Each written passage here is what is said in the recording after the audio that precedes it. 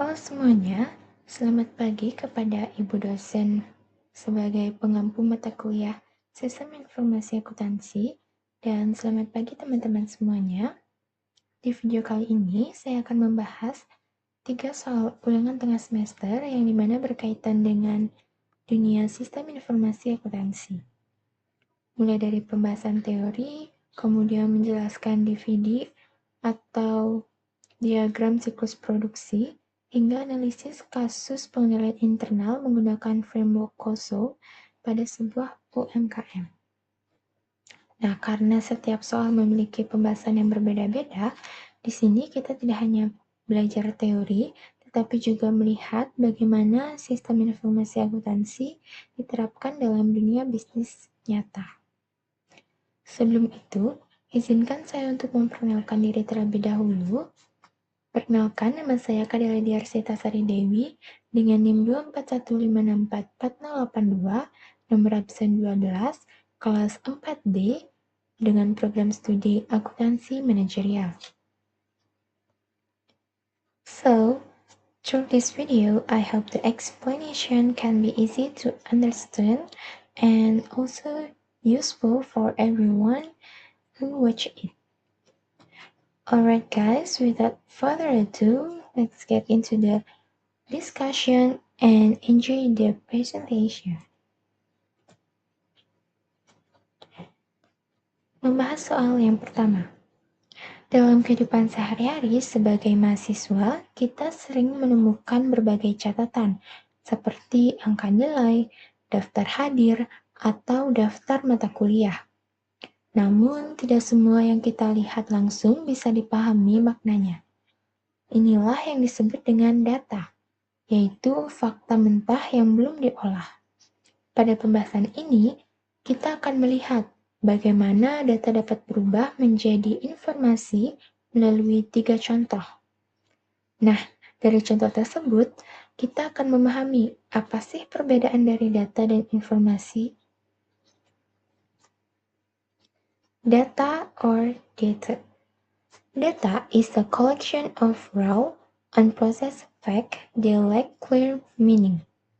Data can consist of numbers, letters, symbols, image, or sounds that stand alone without any explanation or meaning that could give them meaning. Data is considered raw because it doesn't provide any insights or conclusion until further processing.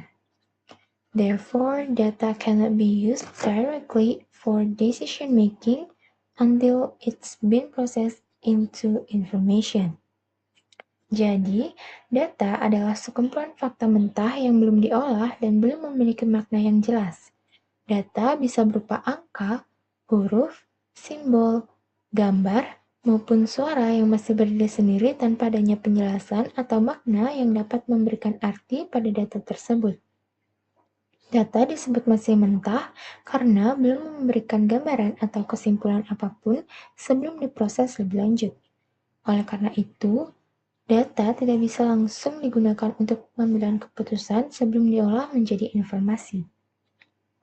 Untuk memahami lebih lanjut, adapun contoh dari data yaitu sebagai berikut. Pada contoh pertama, terdapat data nilai ujian mahasiswa. Data ini masih berupa angka mentah seperti 78, 85, 90, 72, dan 88. Angka-angka tersebut belum diolah sehingga belum menunjukkan kesimpulan apapun, misalnya siapa yang lulus atau berapa rata-rata kelas. Selanjutnya, pada contoh kedua terdapat data absensi mahasiswa. Data ini ditampilkan dalam bentuk kode seperti H dan I yang masing-masing menunjukkan hadir dan izin. Namun, data ini masih berupa catatan kehadiran per pertemuan yang belum diolah menjadi informasi, misalnya tingkat kehadiran tiap mahasiswa. Selanjutnya, pada contoh ketiga terdapat data mata kuliah yang diambil mahasiswa. Data ini masih berupa daftar mata kuliah seperti matematika, fisika, pemrograman, akuntansi, ekonomi, dan lain-lain. Data tersebut masih bersifat mentah karena hanya menunjukkan daftar, tanpa analisis lebih lanjut seperti jumlah mata kuliah atau bidang fokus mahasiswa. Jadi, ketiga contoh tersebut masih berupa data mentah karena belum diolah menjadi informasi yang memiliki makna dan dapat digunakan untuk pengambilan keputusan. Selanjutnya, informasi atau information. Information is the result of processing data that has been given meaning so that it can be understood and used for decision making. In contrast to data which is still in the form of raw fact, information has gone through process such as grouping, calculation, or analysis so that it becomes more meaningful and useful. Jadi, informasi adalah hasil dari pengolahan data yang sudah diberi makna sehingga dapat dipahami dan digunakan untuk pengambilan keputusan. Berbeda dengan data yang masih berupa fakta mentah, informasi sudah melalui proses seperti pengelompokan, perhitungan, atau analisis sehingga menjadi lebih bermakna dan berguna. Adapun contoh dari informasi yang dapat dipahami yaitu sebagai berikut. Berdasarkan gambar tersebut, setiap data yang masih mentah telah diolah menjadi informasi yang lebih bermakna dan mudah dipahami. Yang pertama, informasi dari data nilai ujian mahasiswa. Data nilai ujian yang awalnya berupa angka seperti 78, 85, 90, 72, dan 88 sudah diolah menjadi informasi. Hasil pengolahan tersebut menunjukkan rata-rata nilai kelas sebesar 82,6 dengan nilai tertinggi 90 yang dimana diraih oleh Citra dan nilai terendah 72 yang dimana diraih oleh Dewi. Selain itu, juga terlihat bahwa 4 mahasiswa dinyatakan lulus dan 1 dinyatakan tidak lulus, sehingga data ini sudah memberikan gambaran tentang hasil akademik kelas secara keseluruhan. Yang kedua, yaitu contoh informasi dari data absensi mahasiswa.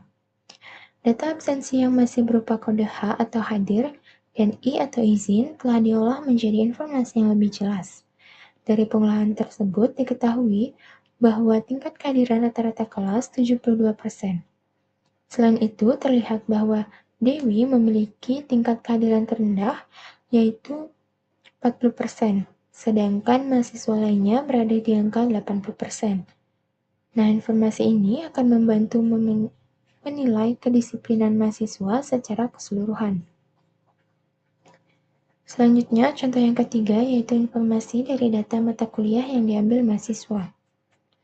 Data daftar mata kuliah yang masih berupa list seperti matematika, fisika, ekonomi, dan akuntansi sudah diolah menjadi informasi. Hasil pengolahan menunjukkan bahwa setiap mahasiswa mengambil 3 mata kuliah, serta terlihat bahwa bidang sains dan teknologi mendominasi sebesar 40%.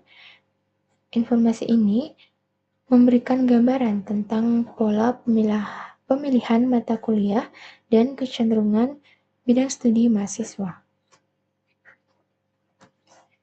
Adapun contoh kasus dari data dan informasi dalam akademik yaitu sebagai berikut.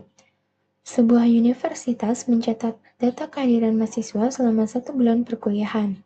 Data yang dicatat berupa kode H atau hadir, I atau izin, dan A atau alpha pada setiap pertemuan. Data tersebut masih berupa data mentah karena hanya menunjukkan catatan kehadiran tanpa memberikan kesimpulan apapun. Kemudian, bagian akademik mengolah data tersebut dengan menghitung jumlah kehadiran setiap mahasiswa. Hasil pengolahan menunjukkan bahwa beberapa mahasiswa memiliki tingkat kehadiran di atas 90%, sedangkan ada mahasiswa yang kehadirannya kurang dari 75%. Hasil pengolahan tersebut disebut informasi karena sudah memiliki makna dan dapat digunakan pihak kampus untuk menentukan apakah mahasiswa memenuhi syarat mengikuti ujian akhir semester atau tidak. Jadi, intinya dari perbedaan antara data dan informasi adalah pada tingkat pengolahan dan maknanya. Kalau data itu merupakan fakta mentah yang belum diolah sehingga masih berdiri sendiri dan belum memiliki arti yang jelas untuk digunakan, misalnya angka nilai, kode absensi, atau daftar mata kuliah. Dan informasi adalah data yang sudah diolah, dianalisis, atau diberi konteks sehingga memiliki makna dan bisa digunakan untuk memahami sesuatu atau mengambil keputusan. Selanjutnya, masuk ke penjelasan alur DFD siklus produksi. Sebelum masuk ke penjelasan setiap bagian pada DFD siklus produksi, kita perlu memahami terlebih dahulu bahwa siklus produksi merupakan rangkaian aktivitas perusahaan dalam mengubah bahan baku menjadi barang jadi yang siap dijual kepada pelanggan. Dalam proses tersebut terdapat aliran data, dokumen, serta hubungan antar bagian yang saling terhubung agar kegiatan produksi dapat berjalan secara efektif dan efisien. Untuk menggambarkan aliran proses tersebut digunakan DFD atau Data Flow Diagram. DFD membantu perusahaan melihat bagaimana informasi mengalir mulai dari tahap desain produk, perencanaan produksi, operasi produksi, hingga pencatatan biaya produksi. Selain menunjukkan aliran data, DFD juga membantu perusahaan mengidentifikasi risiko atau ancaman yang dapat terjadi selama proses produksi berlangsung, serta pengendalian yang perlu diterapkan. Pada penjelasan berikut akan dibahas secara lebih detail mengenai setiap proses utama dalam DFD siklus produksi yang dimana menggambarkan 4 aktivitas dasar dalam siklus produksi, yaitu yang pertama, desain produk, yang kedua, perencanaan dan penjadwalan, yang ketiga, operasi produksi, dan yang terakhir adalah akuntansi biaya, beserta ancaman dan solusi pengendaliannya. Nah, pada proses pertama, yaitu desain produk, yang dimana merupakan tahap awal dalam siklus produksi yang bertujuan merancang produk sesuai kebutuhan pelanggan dan kemampuan perusahaan.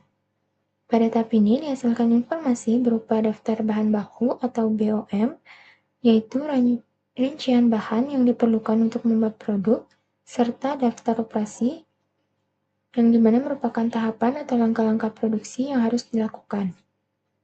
Dari proses ini juga mulai terbentuk informasi yang akan digunakan dalam proses produksi berikutnya, termasuk data yang mengalir ke persediaan seperti WIP atau work in process, yaitu barang yang masih dalam proses pengerjaan.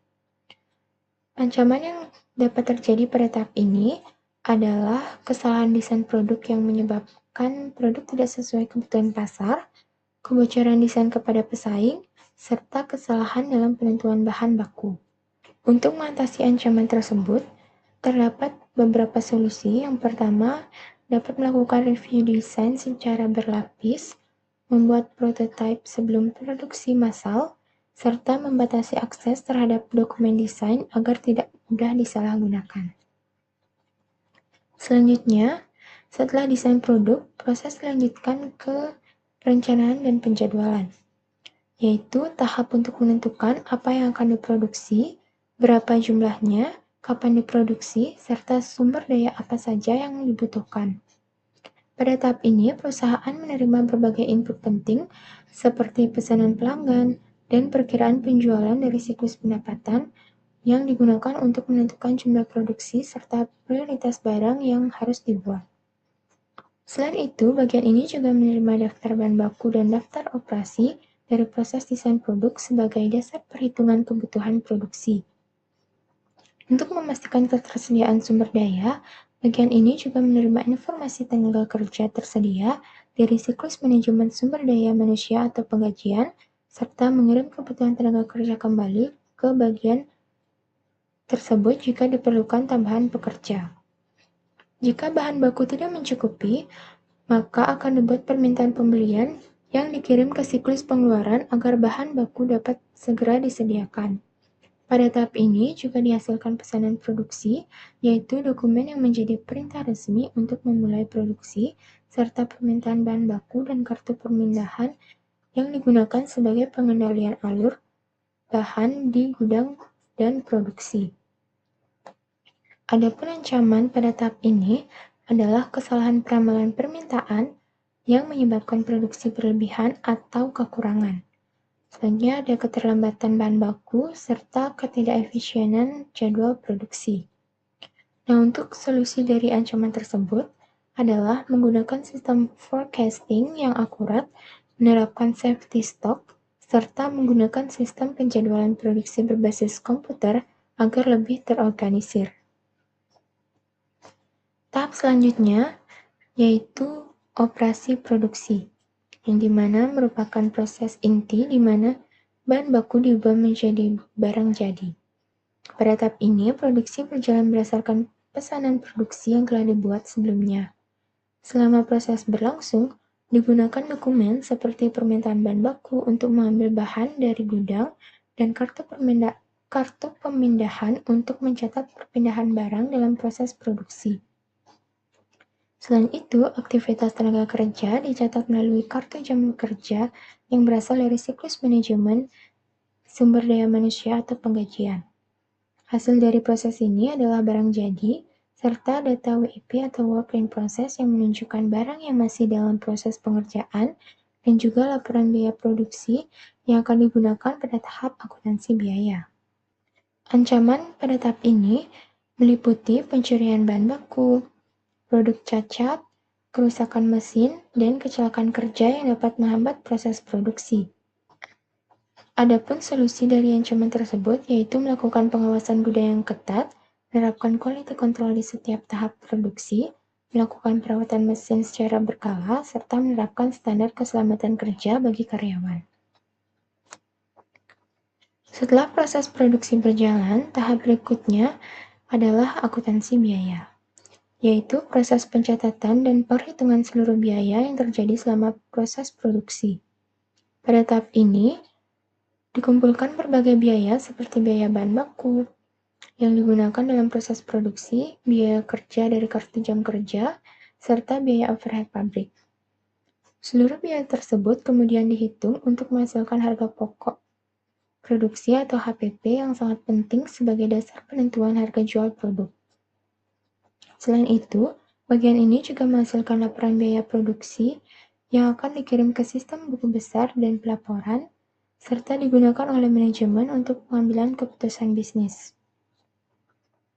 Adapun ancaman yang dapat terjadi pada tahap ini adalah kesalahan perhitungan biaya, manipulasi data biaya, serta kehilangan data akuntansi yang dapat menyebabkan laporan keuangan tidak akurat. Dan untuk solusi dari ancaman tersebut adalah menggunakan sistem terkomputerisasi, melakukan audit internal secara rutin, menerapkan pemisahan tugas antar bagian, serta melakukan backup data secara berkala agar data tetap aman. Selain keempat proses utama tersebut, DFD siklus produksi juga melibatkan berbagai entitas penting yang saling berhubungan. Siklus pendapatan memberikan pesanan pelanggan dan perkiraan penjualan untuk menentukan jumlah produksi, serta menerima barang jadi dari proses produksi untuk dijual ke pasar. Siklus pengeluaran menyediakan bahan baku yang dibutuhkan melalui proses pembelian berdasarkan permintaan pembelian dari bagian perencanaan. Siklus manajemen sumber daya manusia atau penggajian menyediakan informasi tenaga kerja tersedia, mencatat kartu jam kerja, serta mendukung perhitungan biaya tenaga kerja dalam produksi. Selanjutnya, sistem buku besar dan pelaporan menerima data harga pokok, produksi, dan biaya produksi untuk disusun menjadi laporan keuangan perusahaan. Sedangkan manajemen menerima laporan hasil produksi dan laporan biaya sebagai dasar pengambilan keputusan strategis. Nah, secara keseluruhan, DFD siklus produksi ini menunjukkan bagaimana setiap bagian dalam perusahaan saling terhubung melalui aliran data yang terstruktur, mulai dari desain produk hingga pelaporan biaya. Setiap proses memiliki input, output, serta risiko yang dapat terjadi, sehingga diperlukan pengendalian internal seperti sistem informasi yang terintegrasi, pengawasan ketat, serta pencatatan yang akurat agar proses produksi berjalan lancar, efisien, dan menghasilkan informasi yang dapat dipercaya untuk pengambilan keputusan perusahaan.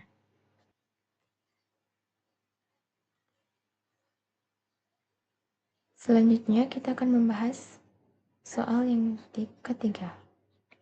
Dalam menjalankan kegiatan operasional, setiap perusahaan memerlukan sistem pengendalian internal yang baik agar seluruh aktivitas bisnis dapat berjalan secara efektif, efisien, serta terhindar dari kesalahan maupun kecurangan. Salah satu bagian yang sangat penting untuk diawasi adalah siklus pengeluaran, karena siklus ini berkaitan langsung dengan arus kas perusahaan seperti pembelian bahan baku, pembayaran kepada pemasok, pembayaran gaji, dan berbagai biaya operasional lainnya. Jika pengendalian internal pada siklus pengeluaran lemah, maka perusahaan dapat mengalami kerugian finansial, kesalahan pencatatan, bahkan fraud. Pada kasus UMKM ABC ditemukan beberapa permasalahan seperti selisih kas, pembayaran ganda kepada pemasok, dokumentasi transaksi yang tidak lengkap, serta lemahnya pengendalian pada sistem informasi akuntansi. Kondisi tersebut menunjukkan adanya kelemahan dalam penerapan pengendalian internal perusahaan.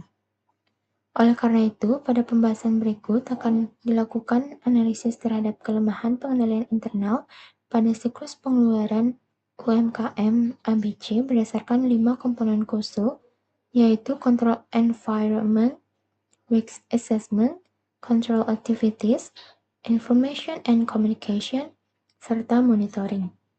Selain itu, pembahasan ini juga akan menjelaskan potensi risiko yang muncul akibat kelemahan tersebut dan memberikan rekomendasi perbaikan yang realistis untuk diterapkan pada UMKM skala kecil. Pembahasan yang pertama yaitu identifikasi titik kelemahan pengendalian internal pada siklus pengeluaran UMKM ABC. Berdasarkan kasus yang terjadi pada UMKM ABC, ditemukan beberapa kelemahan pengendalian internal pada siklus pengeluaran. Kelemahan pertama terdapat pada proses pembelian bahan baku, di mana pembelian dilakukan tanpa adanya dokumen permintaan pembelian atau Purchase Requisition atau PR yang formal. Hal ini menyebabkan proses pembelian tidak memiliki bukti otorisasi yang jelas. Selain itu, staf administrasi bernama Dina memiliki tugas ganda, yaitu membuat purchase order atau PO sekaligus melakukan pencatatan akuntansi. Kondisi ini menunjukkan tidak adanya pemisahan tugas atau segregation of duties, sehingga risiko kesalahan dan kecurangan menjadi lebih besar. Kelemahan berikutnya terlihat pada proses pembayaran kepada pemasok. Bendahara melakukan pembayaran hanya berdasarkan salinan invoice tanpa melakukan pengecekan apakah invoice tersebut sudah pernah dibayar atau belum. Akibatnya terjadi pembayaran ganda kepada pemasok PT Sumber Pangan Sejahtera untuk invoice yang sama sebesar Rp3.250.000. Selain itu, pengendalian terhadap kas kecil juga lemah karena ditemukan selisih kas sebesar Rp4.850.000, adanya bukti pengeluaran yang tidak ditandatangani, dan beberapa transaksi yang dicatat secara tidak rinci hanya sebagai biaya operasional. Kelemahan lain terdapat pada sistem informasi akuntansi perusahaan. UMKM ABC masih menggunakan Excel sederhana dan seluruh staf administrasi dapat mengubah data tanpa pembatasan akses. Perusahaan juga tidak memiliki backup data dan log perubahan sehingga perubahan data tidak dapat dilacak. Kondisi ini menunjukkan lemahnya pengamanan data dan pengawasan sistem informasi akuntansi. Pembahasan selanjutnya yaitu hubungan kelemahan dengan komponen KOSO. Kelemahan-kelemahan yang ditemukan pada UMKM ABC dapat dikaitkan dengan 5 komponen KOSO. Yang pertama adalah Control Environment atau lingkungan pengendalian. Lingkungan pengendalian pada UMKM ABC masih lemah karena tidak terdapat pembagian tugas yang jelas antara fungsi otorisasi, pencatatan, dan pembayaran. Staf administrasi memiliki wewenang yang terlalu besar karena membuat PO sekaligus melakukan pencatatan akuntansi. Hal ini menunjukkan bahwa manajemen belum membangun struktur organisasi dan pengendalian yang memadai. Yang kedua ada risk assessment atau penilaian risiko. Perusahaan belum melakukan identifikasi dan penilaian risiko secara baik, terutama terkait risiko pembayaran ganda, kehilangan kas, dan manipulasi data pada file Excel. Tidak adanya backup data dan pembatasan akses menunjukkan bahwa perusahaan belum menyadari risiko kehilangan maupun perubahan data keuangan. Yang ketiga ada control activities atau aktivitas pengendalian. Aktivitas pengendalian di UMKM ABC sangat lemah karena tidak ada prosedur formal dalam proses pembelian dan pembayaran. Tidak adanya dokumen PR, tidak adanya pengecekan invoice sebelum pembayaran, bukti pengeluaran yang tidak lengkap, serta tidak adanya otorisasi yang memadai menunjukkan lemahnya aktivitas pengendalian perusahaan. Yang keempat ada information and communication atau informasi dan komunikasi. Komunikasi informasi antar bagian tidak berjalan dengan baik. Bendahara tidak mengetahui bahwa invoice sudah pernah dibayar karena tidak ada informasi status pembayaran yang jelas. Selain itu, penggunaan Excel tanpa sistem terintegrasi menyebabkan informasi keuangan mudah diubah dan sulit dipantau. Yang kelima ada monitoring atau pemantauan. Perusahaan juga lemah dalam melakukan pemantauan karena tidak terdapat pemeriksaan rutin terhadap kas kecil maupun transaksi pengeluaran. Selisih kas baru diketahui setelah jumlahnya cukup besar. Selain itu, tidak ada audit internal sederhana atau pengecekan berkala terhadap transaksi yang dilakukan. Materi selanjutnya yaitu potensi risiko akibat kelemahan pengendalian internal. Kelemahan pengendalian internal pada UMKM ABC dapat menimbulkan berbagai risiko yang merugikan perusahaan. Tidak adanya pemisahan tugas dapat menyebabkan terjadinya fraud atau penyalahgunaan wewenang oleh karyawan karena satu orang dapat mengendalikan beberapa proses sekaligus. Selain itu, tidak adanya dokumen pembelian yang formal dapat menyebabkan pembelian fiktif atau pembelian tanpa persetujuan. Kelemahan dalam proses pembayaran juga menimbulkan risiko pembayaran ganda, seperti yang terjadi pada invoice PT Sumber Pangan Sejahtera. Hal tersebut menyebabkan kerugian finansial bagi perusahaan dan dapat memengaruhi kondisi kas perusahaan. Pada kas kecil, bukti pengeluaran yang tidak lengkap dan tidak adanya pengawasan dapat memicu penggelapan uang atau penggunaan dana perusahaan untuk kepentingan pribadi. Risiko lainnya terdapat pada sistem informasi akuntansi, karena semua staf dapat mengubah file Excel tanpa pembatasan akses, maka data keuangan dapat dimanipulasi dengan mudah. Tidak adanya backup data juga berisiko menyebabkan kehilangan data apabila komputer rusak atau terkena virus. Selain itu, tidak adanya log perubahan membuat perusahaan sulit mengetahui siapa yang melakukan perubahan data jika terjadi kesalahan atau kecurangan. Materi selanjutnya yaitu rekomendasi perbaikan yang realistis untuk UMKM skala kecil. Untuk memperbaiki kelemahan pengendalian internal tersebut, UMKM ABC perlu menerapkan beberapa perbaikan yang realistis sesuai skala usaha kecil. Pada proses pembelian, perusahaan sebaiknya mulai menggunakan dokumen permintaan pembelian atau Purchase Requisition atau PR sebelum membuat PO agar setiap pembelian memiliki persetujuan yang jelas. Selain itu, tugas pembuatan PO, pencatatan transaksi, dan pembayaran sebaiknya dipisahkan. Jika jumlah karyawan terbatas, pemilik usaha dapat ikut melakukan pengawasan dan otorisasi transaksi penting.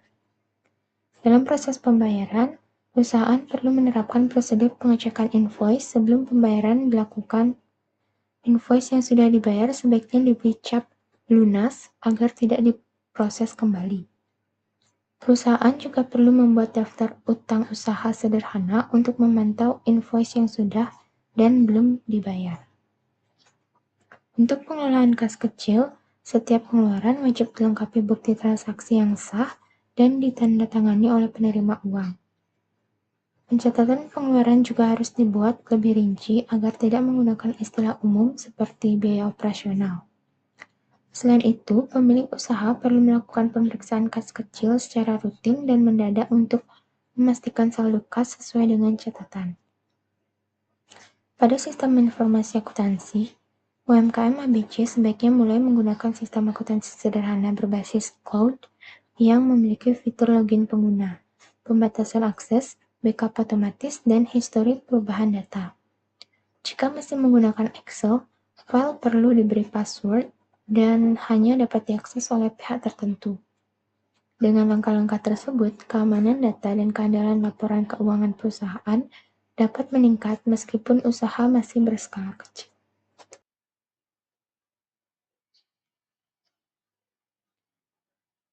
Nah, dari pembahasan soal-soal tersebut, dapat disimpulkan bahwa data dan informasi memiliki perbedaan yang sangat penting dalam pengambilan keputusan, di mana data masih berupa fakta mentah, sedangkan informasi adalah hasil pengolahan data yang sudah memiliki makna.